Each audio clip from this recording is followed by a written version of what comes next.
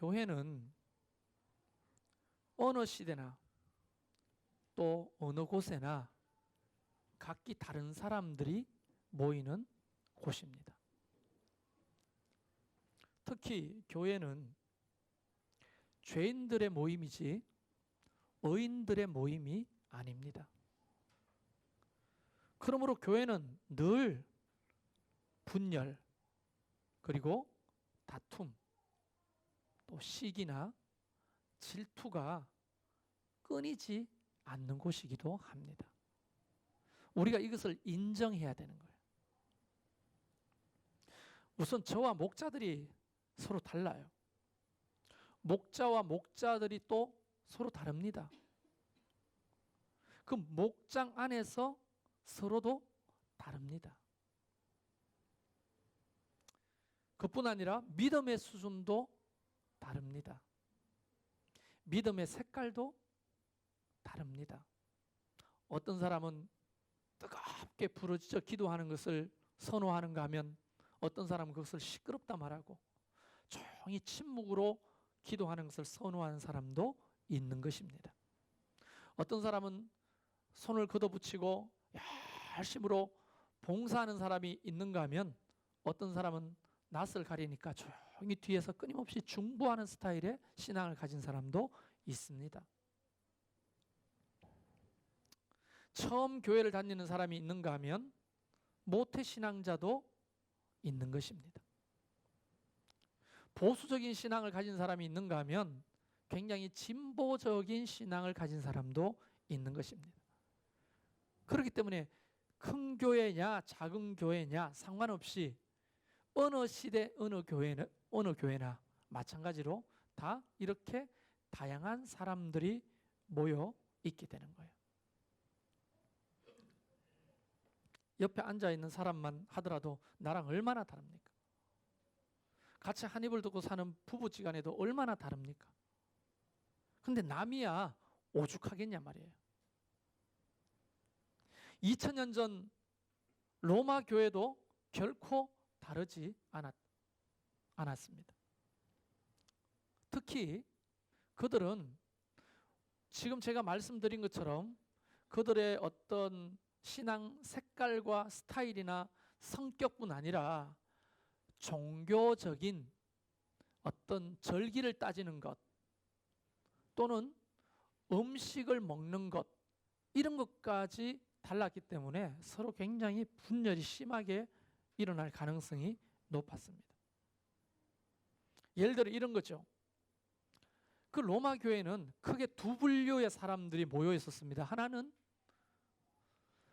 예루살렘으로부터 아니면 유대 땅으로부터 예전 조상 대대로 여호와 하나님을 섬기다가 예수님을 믿게 된 그리스도인이 로마까지 흘러 들어와서 먹고 살라고 로마에 들어오는 경우가 있고, 또 헬라 문화권에 있었던 그때 당시에 로마나 그리스나 그런 문화권에서 있었던 사람들이 후대 예수 그리스도를 믿고 교회 안에 들어오게 되는 거죠.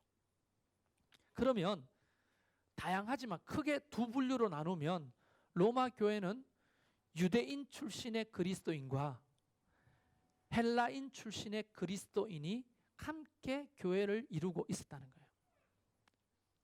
그러면 그들에게 우리가 짐작해 보건대 어떤 갈등이 보이지 않게 지하수처럼 흐르는가 하면 이런 거죠.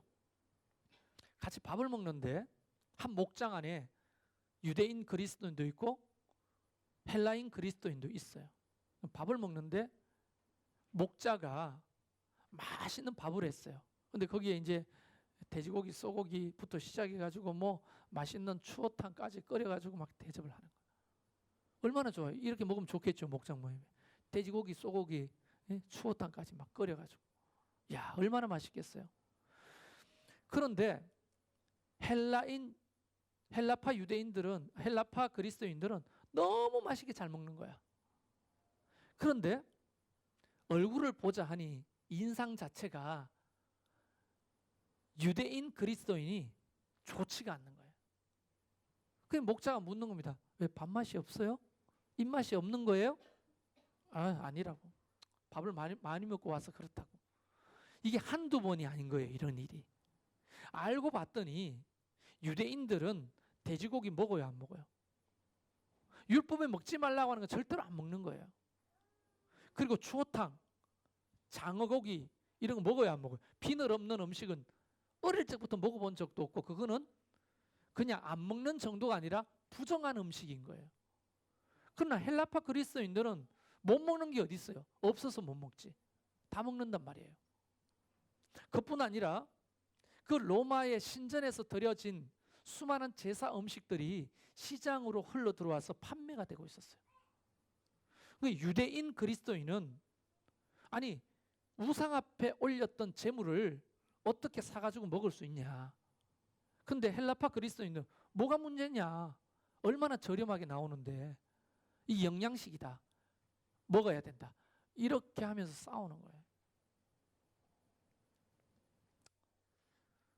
우리 교회도 그런 경우가 있었는데요. 이런 거죠. 왜 이렇게 국이 짜냐 하는 사람과 왜 이렇게 국이 싱겁냐 하는 사람이에요. 별거 아닌 것 같아도 짜다, 소금을 더 넣어라, 간장을 더 넣어라 하는 사람과 아니다, 싱겁지 않고 싱겁다, 뭐 짜다 이걸 주장하는 사람이 나누어져 가지고 좀 시끄러운 적이 있었어요. 그래서 어떻게 됐습니까? 우리가 아는 대로 그분이 떠났어요. 싱겁냐 안 싱겁냐가 본질은 아니겠지만 그런 것들이 갈등의 요지가 되는 거예요. 아니, 오늘날도 그런데 2000년 전에 오죽했겠냐고요. 그래서 하나님은 바울을 통해서 오늘 로마스라고 하는 책을 통해서 그들에게 말하는 거예요. 그 말함이 뭐냐면 우리가 서로 다 다르다는 거예요. 그렇기 때문에 누가 누구를 비판하지는 못한다는 거죠. 그래서 오늘은 뭐 여러 가지 이야기가 있지만 딱 3가지 정도만 서로 다른 사람들끼리 어떻게 연합을 해야 되는지에 대한 하나님의 말씀을 좀 나누기를 원하는 겁니다. 자, 다시 한번 말씀드립니다. 서로 달라요. 부부지간에도 다르고 목자와 목자도 다르고 목사와 목자도 다르고 성도지간은 더더욱 달라요. 서로 각기 다른 색깔과 신앙의 수준을 가진 사람들이 어떻게 연합해 가느냐. 이게 이 공동체 안에서는 굉장히 중요한 하나님의 뜻이 되는 거예요. 우리는 원래 다르니까 내버려 둬. 이게 아니에요. 서로 공통 분모를 가지고 연합하는 일이 있어야 돼요. 지난주의 말씀대로 서로 무난하라. 여러분 자꾸 무난하면 어떻게 돼요? 마음이 부드러워져요. 상대에 대해서. 그래요, 안 그래요? 쌩까는 사람한테 아니 예배당에 오는데도 이런 목례도 안 하는 사람끼리 어떻게 친해질 수가 있겠어요? 그런데 자꾸 무난해. 안녕하셨어요. 잘 지내셨어요? 그렇게 인사하고 또 카톡으로 전화로 또는 만남으로 자꾸 무난하는 사람은 원래 저 사람은 내 스타일이 아니지만 이상하게 자주 무난하면 마음이 부드러워지고 열려요, 안 열려요? 열리죠. 근데 우리는 내 고집 때문에 뭘 안 해요? 무난을 안 하는 거야. 그러니까 이 공동체가 사실은 눈에 보이지 않지만 노래방처럼 나누어져 있는 거죠. 목장이 노래방처럼 나누어져 있는 거예요. 노래방에 안 가보셨어요? 방마다 나누어져 있잖아요. 이 방에서 무슨 노래를 부르는지 몰라. 누가 있는지 몰라요. 교회가 노래방처럼 되면 안 되죠. 그래서 우리는 목장의 담을 허무는 방법 중에 하나가 뭐예요? 각각 목장이 고유하게 자기의 행동과 모임을 하면서 자기의 색깔대로 주님을 섬겨야 되지만 또 한편으로는 목장의 담을 허물고 서로 연합하고 하나 되는 일을 힘써야 하는 것이 성경의 가르침이잖아요. 그러려면 제일 기본적인 게 뭐냐 하면 서로 무난하는 거예요. 어디서부터 무난하는 겁니까? 교회에 와서부터 무난하는 거예요. 여러분은 오늘 이 말씀을 듣고 순종하기를 원하신다면 딱 5사람한테 무난해 보십시오. 무난이라고 하는 게 뭐가 별거 있어요? 뭘 사들고 가서 무난해야 되는 것도 아니고 돈을 드는 것도 아니에요. 그저 좀 부끄럽지만 안녕하세요. 먼저 인사하는 거예요. 잘 지냈습니까? 라고 손이라도 한번 잡아주는 거예요. 그러면 그것이 쌓이고 쌓이면 연합하는데 윤활유가 되는 것입니다. 그런데 우리 교회는 제가 이전에도 끊임없이 이야기했지만 환대하고 서로 무난하는 일에 인색한 사람들이 있어요.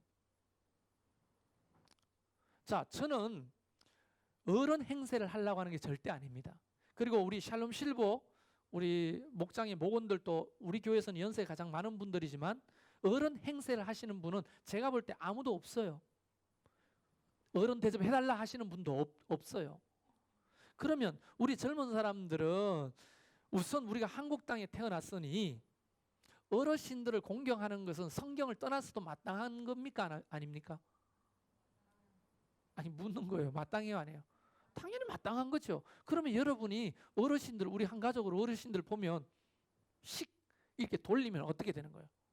옛날 율법으로 따지면 돌 맞아 죽는 일이죠.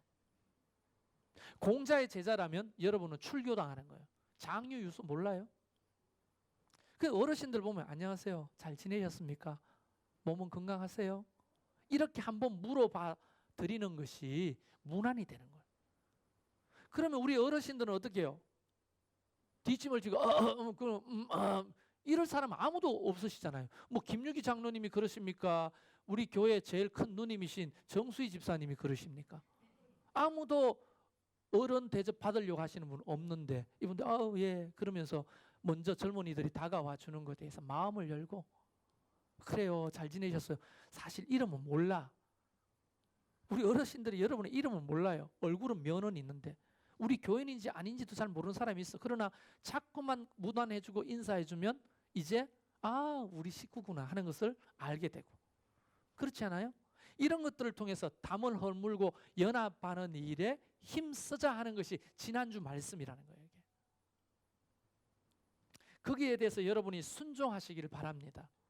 서로 무난하라, 서로 무난하라, 서로 무난하라. 그 짧은 구절에 17번이나 반복된 말씀을 우리가 좀 마음에 담고 해보셔야 하는 거예요. 그래서 오늘 식사하고 예배 끝나고 난 다음에 식사하고 하면서 여러분이 잘 모르시는 5분에게 무난하는 것을 한번 순종해 보시기를 바라겠습니다. 아이고 부담스러워. 축도하면 바로 도망가시는 분들 제가 기도할 거예요. 주여 자빠지게 해주십시오. 빗길에. 그러니까 부끄럽지만 노력을 하는 거예요. 그리고 낯선 분들이 좀 있어요, 없어요? 아니 이렇게 숫자가 적은데도 낯선 사람이 있다는 게 이게 웬 말입니까? 이게 로마 교회 분열보다 더 심각한 문제 아니겠어요? 주님이 이 사실을 알았다면 우리에게는 무슨 서신을 보낼까요? 우리가 좀 낯선 사람에게 그분에게 정말 마음을 담아서 다가가지고 인사해 주는 것이 환대고 문안이라는 걸 알아야 됩니다. 오늘은 두 번째 시간으로 우리는 어떻게 연합할 수 있는가? 첫 번째는 잘 들어보세요. 오늘 본문 말씀을 우리가 1절부터 9절까지 읽어야 되는데 읽지는 않았습니다만 보면 남을 정죄할 수는 있으나, 이 첫 번째입니다. 남을 판단하고 정죄할 수는 있으나 그들을 대속할 수 없는 연약한 존재임을 인정해야 돼요. 우리는 남을 정죄할 수 있어요. 남을 비판할 수 있어요. 그 다름의 비판의 대상이나 정죄의 대상은 아니지만 자꾸만 습관적으로 나와 다르다는 것으로 비판하고 정죄하게 됩니다. 여러분, 비판과 정죄는 거부 외에 어떤 것도 얻을 수 없는 거거든요. 자꾸만 우리를 밀어내고 거부하는 것 외에 어떤 연합도 이끌 수가 없는 것입니다. 동의하십니까? 자, 그러면 우리는 우리 자신을 인정해야 돼요. 나는 비판하고 정죄할 수 있으나 그들을 구속하거나 그들을 어떤 구원할 수 없는 연약한 존재이기 때문에 비판하지 말자 하는 것을 마음에 새겨야 되는 거예요. 오직 주님만이 사람을 성숙하게 변화로 이끌 수가 있는 거예요. 사실은 우리가 잔소리한다고 사람이 변하는 게 아니거든요. 우리 집 사람이 살아생전에 나한테 늘 말하던 게 이런 거예요. 잔소리한다고 성도가 바뀌냐고. 왜 그렇게 잔소리를 많이 하냐고. 죽었으니까 하는 말인데 왜 지는 나한테 잔소리를 그렇게 하지? 변화도 안 되는데. 이게 서로 간에 문화인 거예요. 자기가 인식이 안 돼. 잔소리 하는 건지 비판하는 건지 정죄하는 건지. 우리는 서로의 다름을 인정해야 되는 거예요. 불편해요. 나도 불편해요. 어떤 분은. 또 여러분도 제가 굉장히 불편하죠? 불편해요, 안 불편해요? 뭐 아니기는 아니에요. 불편하잖아요. 얼굴에 다 쓰이잖아. 불편이라고. 그런데 우리가 그 다름 때문에 불편한 거거든요. 그 다름이 죄는 아니죠. 그래서 우리가 그것을 어떻게 해야 되냐면 받아들이는 거예요. 용납하는 마음을 가지는 거예요. 다름을 용납하는 마음을 가지는 것이 담을 허물고 연합하는 데 굉장히 중요한 요소가 되는 거예요. 달라요, 다. 기도하자 할 때도 다 달라. 이 목사의 역할은 뭡니까? 성경에 나오는 신앙의 모양과 능력을 차근차근 가르치면서 함께 이끌어가는 거예요. 그래서 사실은 공식적인 악역은 누가 해야 되느냐면 목사가 해야 되는 거예요. 여러분이 악역을 하기 시작하면 우리는 분열이 되기 시작하는 거예요. 그래서 여러분 입장에서는 악역이지만 사실은 성경에 나오는 이야기가 불편하기 때문에 악역으로 보이는 거죠. 그 옛날에 예언자, 선지자들의 역할이 무엇입니까? 왕이나 지도자들을 향해 그것이 잘못됐다고 공식적으로 하나님의 말씀을 드러내면서 그것을 정죄하거나 비판하거나 권면했죠. 그런데 너나 나나 할 것 없이 서로가 그렇게 비판하게 되면 문제라는 겁니다. 저 또한 그것을 남용하거나 오용하지 말아야 하는 목사라도. 서로 조심하게 서로를 용납하고 그것을 허용해가는 분위기를 만드는 것이 연합해가는 굉장히 중요한 요소라는 거예요. 첫 번째 요소라는 거예요. 여러분 좀 다른 분들이 목장 안에 있다면 또 목자와 목자끼리 좀 다르다면 또 목사가 여러분의 원하는 바대로 되지 않고 다르다면 그것을 기도하고 용납해주는 분위기가 있기를 주의 이름으로 축원합니다. 두 번째는 오늘 본문 말씀에 보면 8절 말씀에 우리는 사나 죽으나 주님의 것이다 라고 표현하고 있어요. 여러분 이것은 소유권에 대한 이야기입니다. 소유권. 한번 따라 합시다. 소유권. 자 보십시오. 내가 주님의 것입니다. 잘 들어보세요. 나는 주님의 것이에요. 그러면 너는 누구의 것이죠? 내가 주님의 것이면 너도 주님의 것이죠. 자, 나도 주님의 것이고 너도 주님의 것이면 우리는 누구의 것이에요? 주님의 것이죠. 목장과 교회는 소유권이 누구에게 달려 있는 겁니까? 목사나 목자에게 달린 것이 아니라 주님께 그 소유권이 있는 것입니다. 그러면 자꾸만 뭐 목장, 교회 이렇게 따지면 적용이 잘 안 되니까 나의 소유권이 내 자신이 아니라 살아계신 하나님이 나의 소유권을 가지고 계시는 겁니다. 할렐루야. 여러분 그 마인드를 가지면 연합하기가 쉬워져요. 나도 주님의 것인데 너도 주님의 것이네? 그럼 우리는 한 편이네? 한 가족이네? 라고 하는 마인드가 생겨나기 시작하는 겁니다. 근데 많은 사람들이 어떻게 생각하냐면 나는 주님의 것이라고 믿는데 너는 잘 모르겠어. 이렇게 나오는 거죠. 우리 목장은 주님의 목장인데 너가 목장은 잘 모르겠어. 이렇게 나오면 한 편이 되지 못하는 거예요.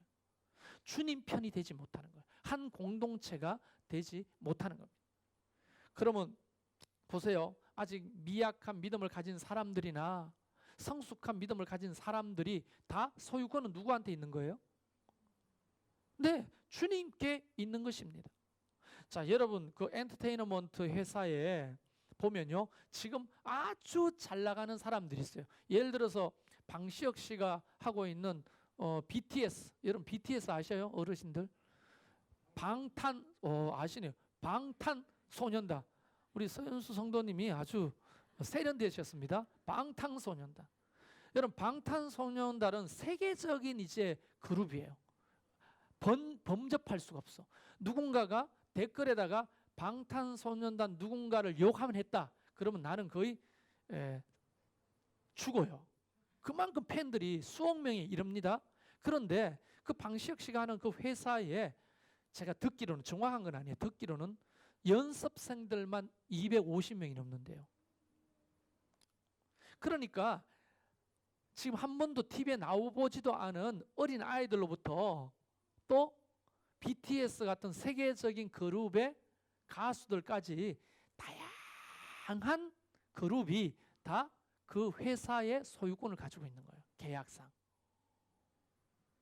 이해되십니까? 제가 뭘 얘기하려고 하는 것 같아요? 처음 나오는, 우리 교회 오늘 당장 처음 나오시는 분이나 개척 멤버들이나 그 소유권이 다르지 않다는 거예요. 모두가 다 우리는 예수 그리스도의 소유권에 있다는 거예요. 여러분, 소유권이 주님께 있다고 하는 이 이야기는 다른 말로 이야기하면 뭐냐면 주님이 자기 백성을, 자기 것을 책임져 주신다는 거예요. 드디어 깐지가 내일 돌아옵니다. 자, 우리는 깐지에게 많은 돈을 쏟아부으면서 깐지를 먹이고 입히고 재워줍니다.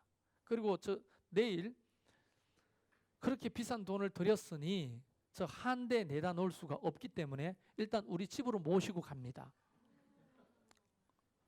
어떻게 될지 모르겠어요. 저도 일단 집으로 모시고 가는데 준비물이 한두 개가 아니야.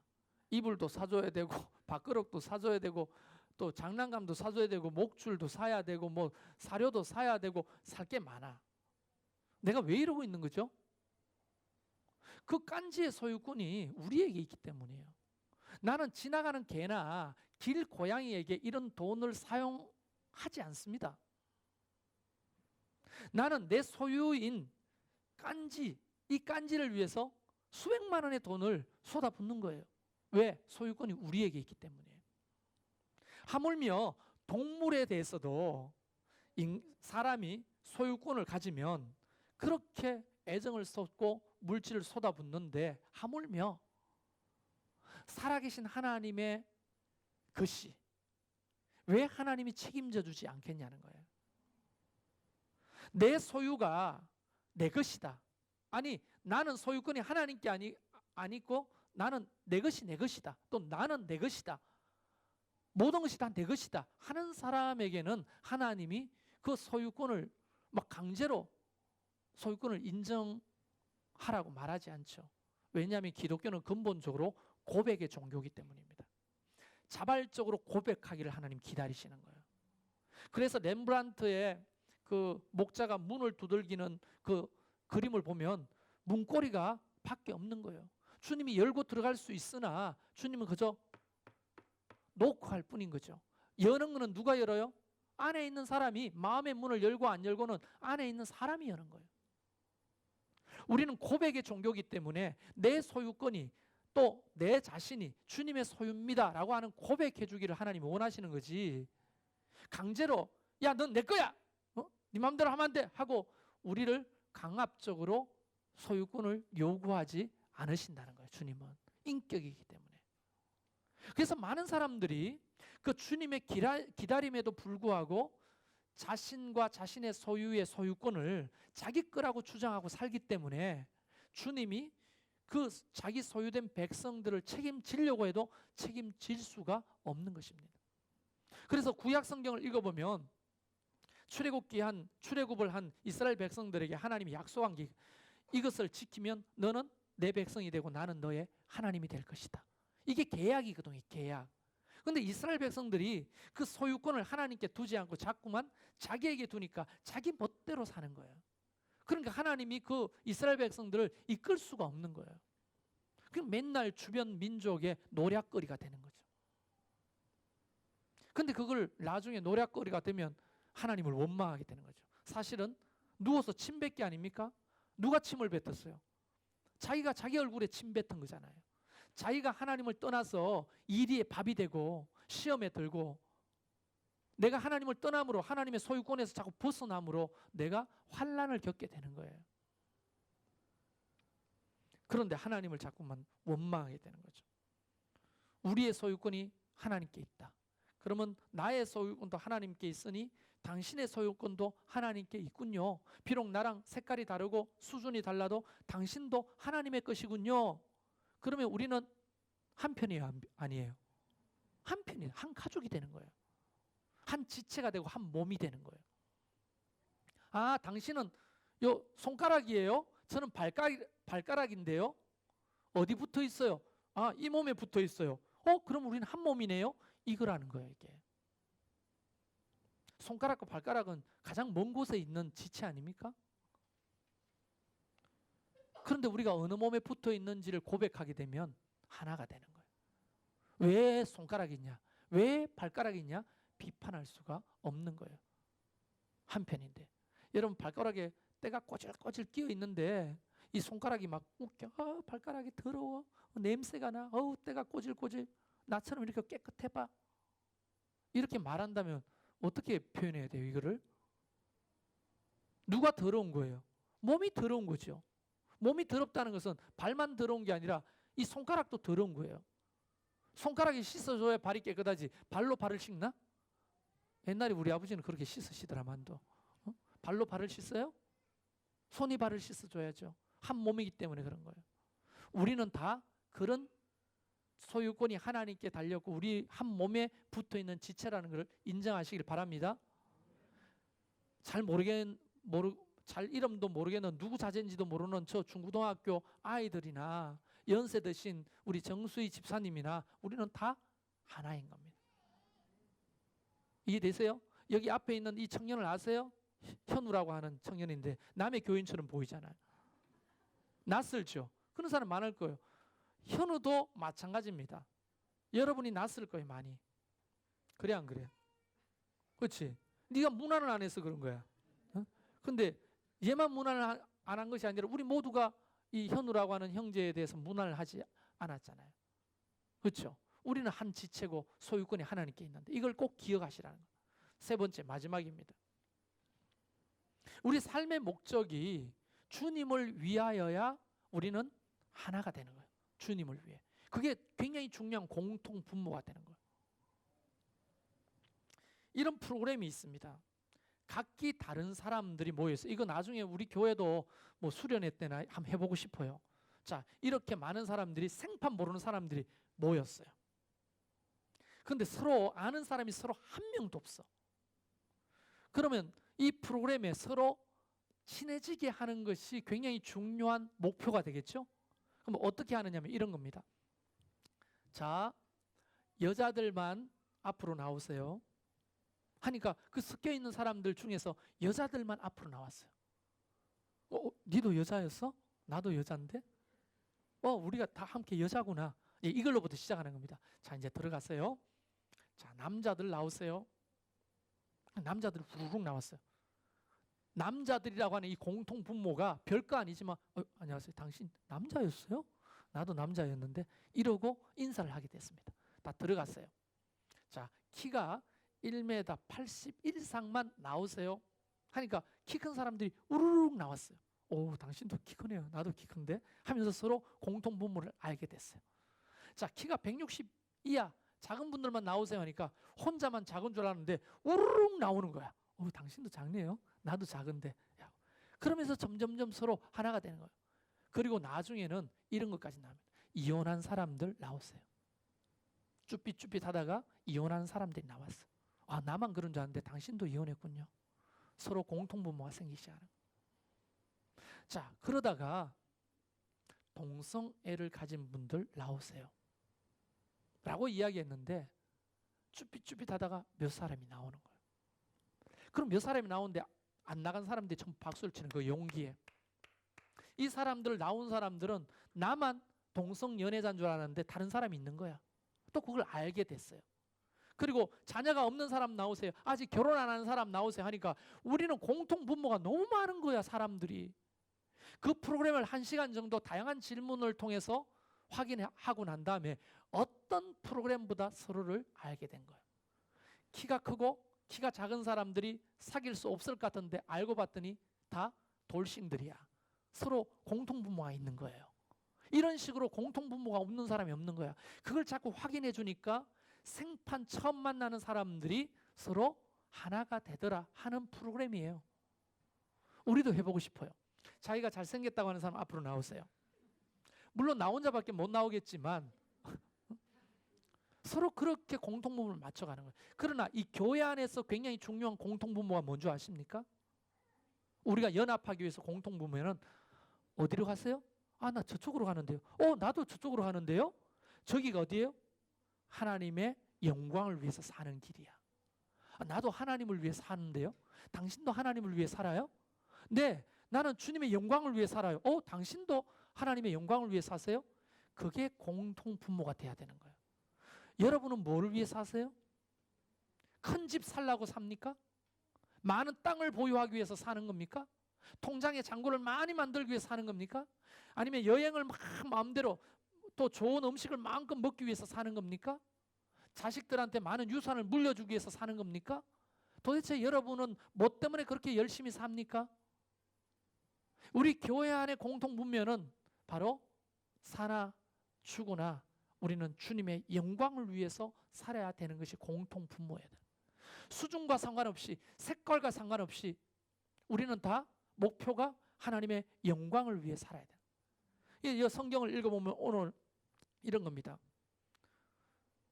주를 위하여, 주를 위하여 라는 말이 굉장히 많이 반복돼요.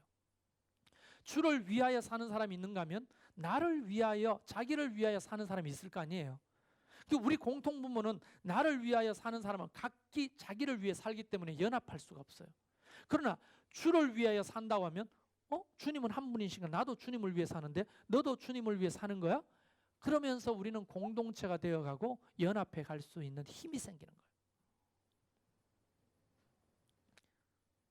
고린도전서 10장 31절 그 유명한 말씀이 있죠. 그러므로 너희는 먹든지 마시든지 무엇을 하든지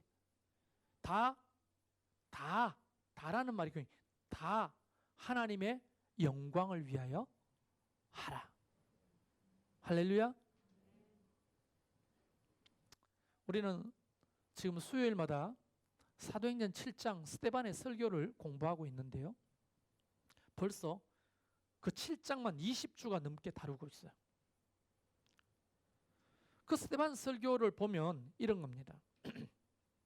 자기를 위하여 사는 자와 하나님을 위하여 사는 자가 나누어져 있다는 것을 우리에게 보여주시는 거예요.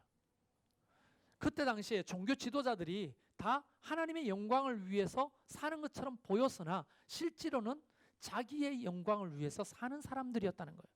그래서 스데반은 그들을 향해서 아주 신랄한 비판과 함께 설교를 하고 있는 것입니다. 그 내용은 즉슨 다 나눌 수가 없고 이런 겁니다.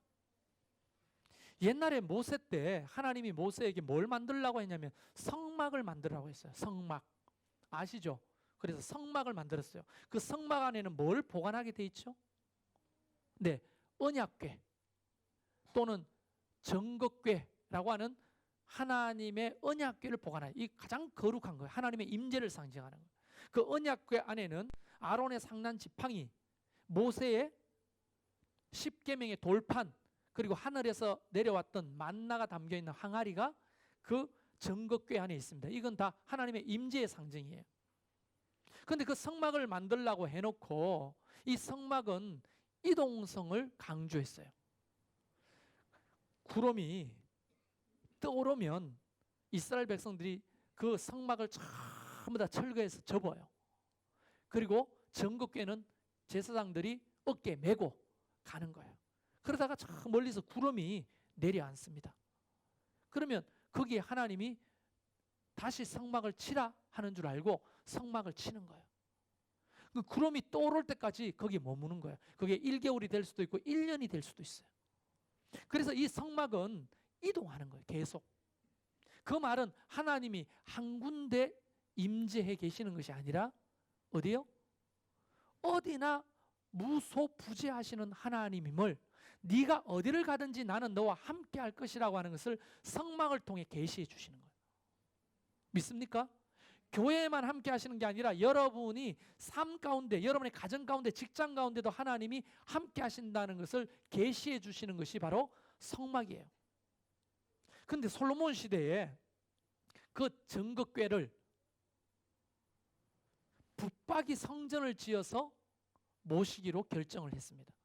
하나님이 붙박이 성전을 지으라고 말씀하신 적은 없어요.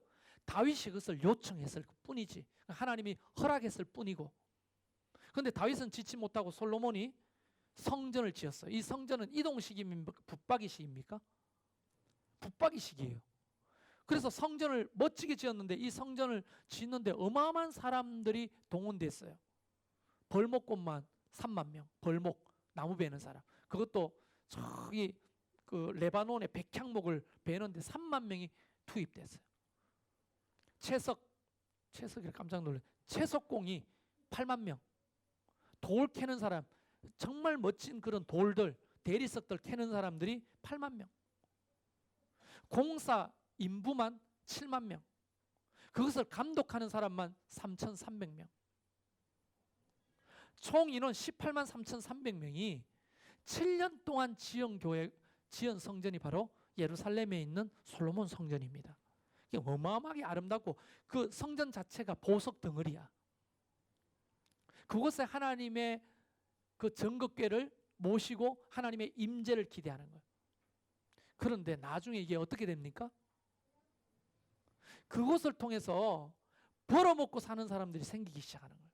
제사장, 레위인들, 서기관들, 장로들, 그 붙박이 성전 안에 하나님을 때려 넣어놓고, 하나님은 어디에는 없어요. 딱 여기만 계셔. 이렇게 강조하기 시작해요. 왜요? 그러니까 걔들이 돈 가지고 재물 가지고 여기로 와야 되잖아요.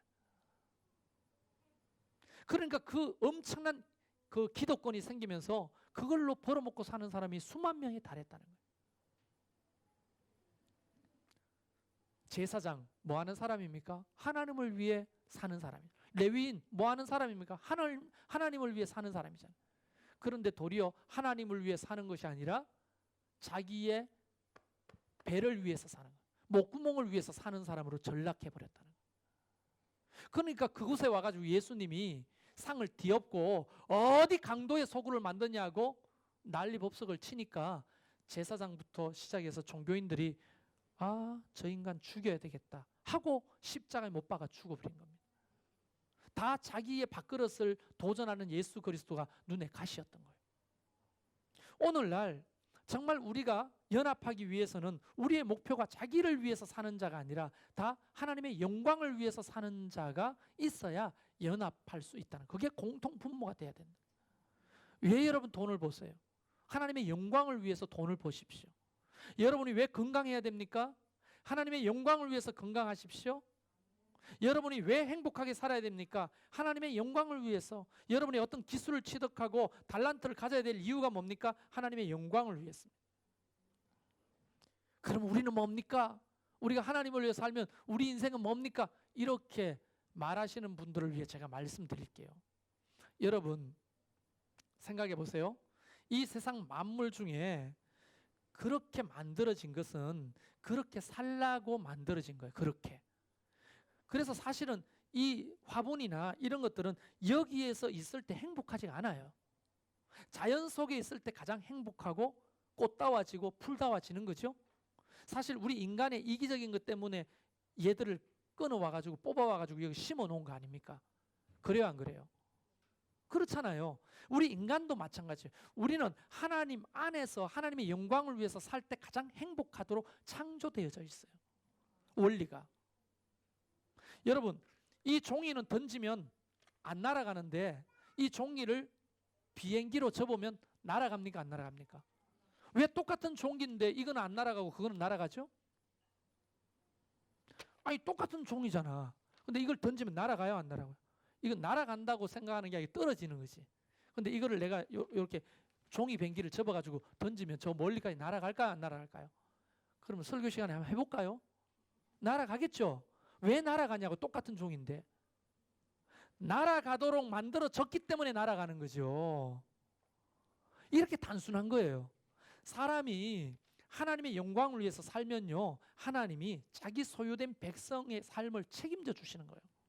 하나님의 영광을 위해서 살면 내 삶은 없는 것처럼 보이지만 더 행복해집니다. 인간은요, 하나님 앞에서 제일 안전해요. 그래서 그걸 깨달은 자가 노래를 어떻게 불러요? 내 영혼 주 안에서 가장 안전합니다. 이런 노래를 왜 부르는 겁니까? 주 안에서 가장 안전한 거예요. 근데 주님을 떠나 나를 위해서 살아. 기도합시다. 전도합시다. 헌신합시다. 봉사합시다. 충성합시다. 내 삶이 없어지는 것처럼 자꾸 오해해서 듣는 거예요.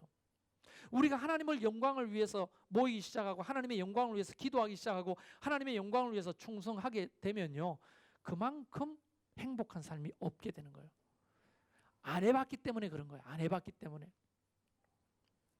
제가 자주 이야기하는 것 중에 하나가 에스키모들이 꿀을 먹어본 적이 없어요. 에스키모들은 꿀이 없어. 왜? 꽃이 안 자라는 게 너무 추운 지역이니까 꽃이 없어, 벌이 없어, 꿀이 없어요. 그래서 그 에스키모들은 뭐가 가장 단 음식이냐? 물개 눈알이에요. 물개를 잡아가지고 우리가 사슴 잡아가 제일 먼저 어르신들 뭐 먹어요? 드셔보세요. 딱 따가지고 피 받아 먹어.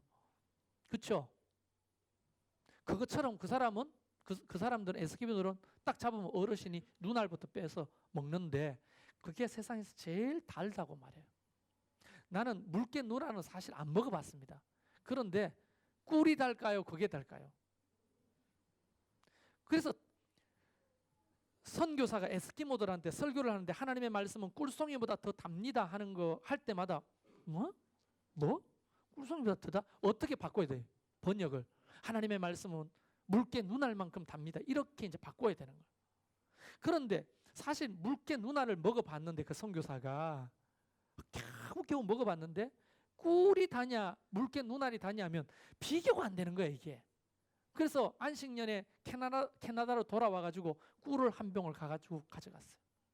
그 에스키모들 교회에 모여가지고 하나님의 말씀은 물개 눈알보다 단 게 아니고 이 꿀보다 더 답니다 하면서 꿀이 뭐야 하고 있는데 꿀통을 들고 들어가가지고 혓바닥 내밀으라고 손가락으로 찍어가지고 꿀에다가 혓바닥 깜놀하는 거예요. 생밥 먹어보지 못한 꿀맛인 거예요 이게. 그때부터 에스키모들은 세상에서 제일 단 것이 물개 눈알이 아니야. 꿀이 되는 거예요. 똑같은 겁니다. 여러분은 하나님의 영광을 위해서 살아보면요, 그 기쁨과 보람과 만족, 그 행복감을 경험해보지 못했기 때문에 하나님의 영광을 위해서 삽시다 하면 내 삶은 자꾸 없어지는 것처럼 여기는 거예요. 오해하는 거예요. 물개 눈알 말고 꿀 이게 달아요. 오해하는 거예요. 꿀이 뭔데? 왜? 한 번도 못 먹어봤기 때문에. 만약 이것이 거짓말이라면 2000년의 교회 역사는 옛날에 사라졌어야죠. 말씀도 옛날에 사라졌어야죠. 그런데 여전히 그것을 경험한 사람들이 교회를 이끌고 교회를 세우고 복음을 전하고 교회는 2000년 동안 수많은 억압과 핍박 속에서도 살아남은 이유가 진실이기 때문입니다. 할렐루야. 그래서 우리 모두가 여러분이 사는 목적이 하나님의 영광을 위해 사세요. 그래서 조금 게을렀던 여러분들이 좀 각성하셨으면 좋겠어. 기도하시고 함께 예배하시고 충성하고 봉사하고 내가 돈 벌고 먹고 사는 것도 하나님의 영광을 위해서 살리라. 이렇게 설정하고 살 때 여러분은 가장 안전한 것이고 가장 보람된 것이고 가장 행복하게 될 것이라는 거예요. 너나 나나 할 것 없이 다 이 목적을 가지고 산다면 우리가 연합되지 않을 수가 없죠. 왜? 저 사람도 하나님의 영광을 위해 살고 나도 하나님의 영광을 위해 사는데 우리가 하나가 되는 거예요. 할렐루야. 오늘 각기 다른 사람들, 각기 다른 모양으로 수준으로 모인 우리 모두가 하나님은 연합하기를 원하십니다. 첫째, 남을 정죄할 수 있으나 대속할 수 없는 연약한 존재임을 인정하는 것. 둘째, 우리 공동체 소유권이 우리 주님이라는 것. 셋째, 내 삶의 목적이 나를 위함이 아니라 하나님의 영광을 위해서 산다면 우리 모두가 정말 멋지고 성숙한 공동체가 될 것입니다. 할렐루야. 우리 같이 주님을 높여드립시다.